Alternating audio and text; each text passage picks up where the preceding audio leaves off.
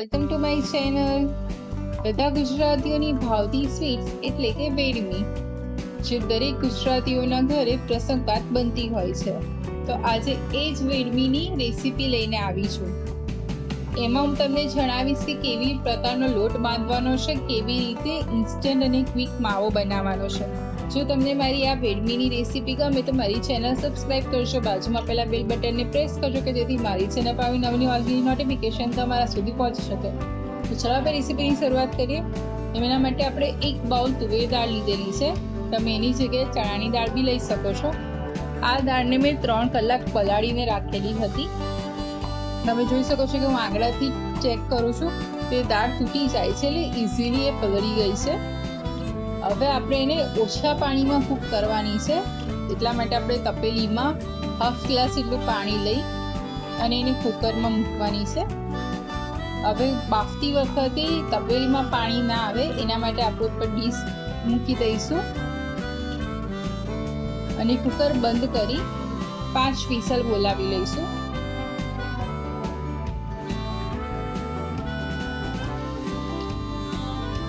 5 whistle થઈ જાય ત્યારબાદ આપણે જે દાળ બફાઈ છે એને તપેલીને બહાર કાઢી લઈશું અને ચેક કરી લઈશું કે આપણી દાળ બફાઈ છે કે નહીં.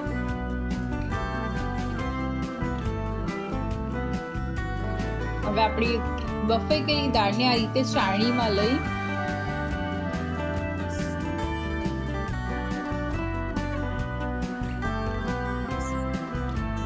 અને એને આ રીતે ચાળી લેવાની છે, જેથી આપણને આ દાળની એકદમ સ્મૂથ પેસ્ટ રેડી થઈ જશે.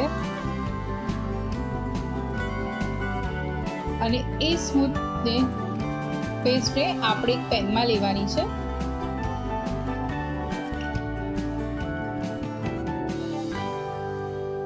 આ સ્મૂથ પેસ્ટ આપણે પેનમાં લેવાઈ જાય ત્યારબાદ એમાં 1 બાઉલ ગોળ એડ કરવાનો છે ને એનાથી 1/2 બાઉલ ખાંડ એડ કરવાની છે. તમે કાં તો પૂરેપૂરી ખાંડમાં બી વેડમી બનાવી શકો છો, કાં તો પૂરેપૂરા ગોળમાં બી વેડમી બનાવી શકો છો. હવે ગોળ, ખાંડ અને આપણે જે દાળનો માવો બનાવ્યો એ બધાને સરસ રીતે મિક્સ કરી લઈશું.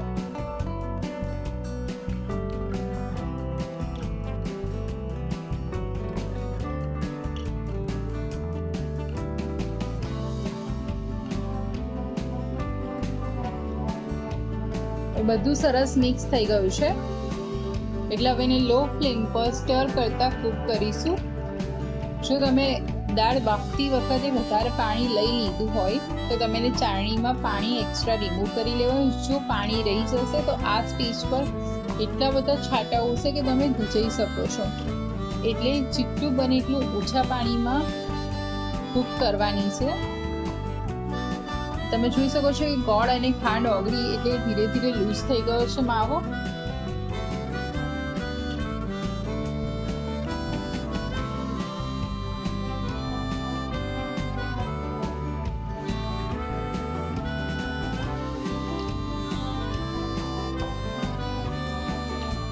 જેમ જેમ કૂક થતો જશે એમ એમ ગોળ અને ખાંડનું પાણી બંધ થઈ અને એ થીક થતો જશે.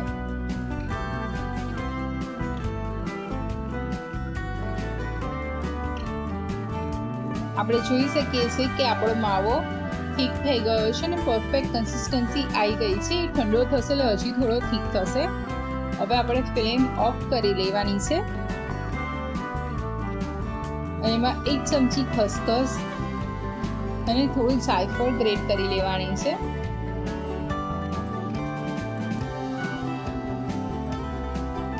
એક ચમચી ઇલાયચી પાવડર અને બધી વસ્તુને સરસ મિક્સ કરી લેવાની છે.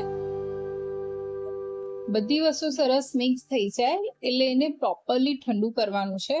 કે ઠંડુ થઈ જશે તો જ આપણી વેડમી પ્રોપર બનશે. હવે ઠંડુ થાય ત્યાં સુધી આપણે વેડમી માટેનો લોટ બાંધી દઈએ. એના માટે 1 બાઉલ ઘઉંનો લોટ લીધો છે, જે આપણે ઝીણો લોટ યુઝ કરતા હોય છે રોટલી માટે, એ જ લોટ લેવાનો છે. એમાં આપણે અડધી ચમચી જેટલું તેલ એડ કરવાનું છે. આ વેડમીનો લોટ બાંધતા હોઈએ ત્યારે એમાં મીઠું એડ નથી કરવાનું હોતું, એટલે તેલ અને લોટને સરસ મિક્સ કરી લેવાનો છે. થોડું થોડું પાણી એડ કરી અને એનો સોફ્ટ ડો પ્રિપેર કરવાનો છે.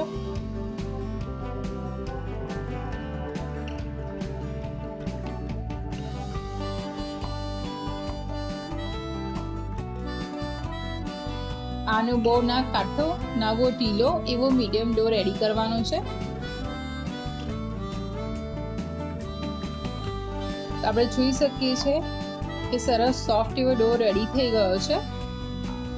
હવે આપણે 1 ચમચી તેલ લઈ અને લોટને સરસ કેળવી લઈશું.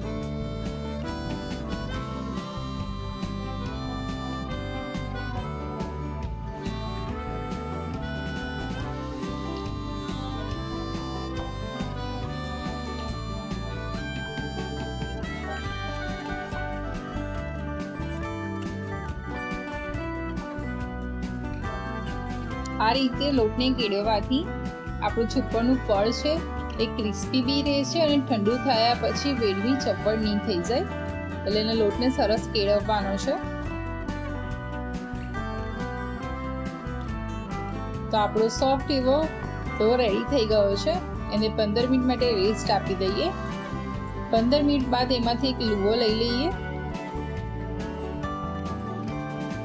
હવે આપણે જેટલો રોટલીના લોટનો લુવો લીધો છે એટલો જ આપણે જે માવો બનાવ્યો વેડમીનો એનો બી સેમ જ લુવો લેવાનો છે.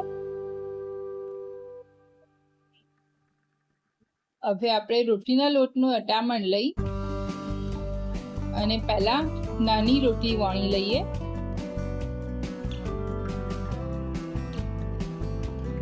એમાં વચ્ચે વેડમીનું પૂરણ મૂકી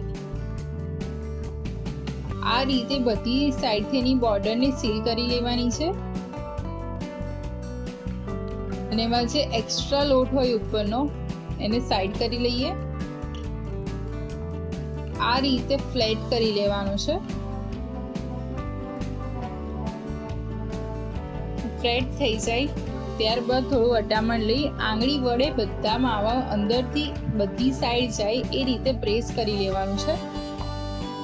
અને આ રીતે પ્રેસ થઈ જાય ત્યારબાદ મીડિયમ થીક વેડમી વણવાની છે.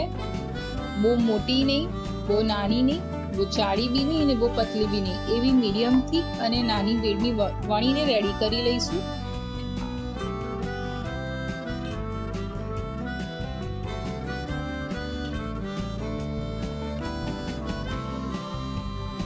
તો આપણી વેડમી વણાઈ ગઈ છે.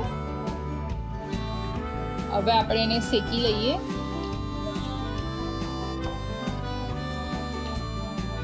પહેલા એક સાઈડની શેકાઈ જાય ત્યારબાદ બીજી સાઈડ ફેરવી લઈશું. આપણે વેડમીને તેલ કે ઘી એપ્લાય કર્યા વગર કોરી શેકવાની છે.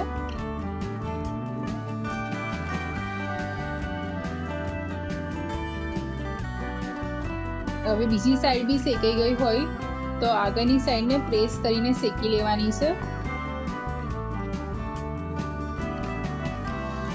આપણે જોઈ શકીએ છીએ કે ધીરે ધીરે આપણી વેડમી દડા જેવી ફૂલી રહી છે. તો આપણી એકદમ દડા જેવી ફૂલીને વેડમી શેકાઈને રેડી થઈ ગઈ છે. આવી રીતે હું બધી વેડમીને શેકીને રેડી કરી લઉં છું.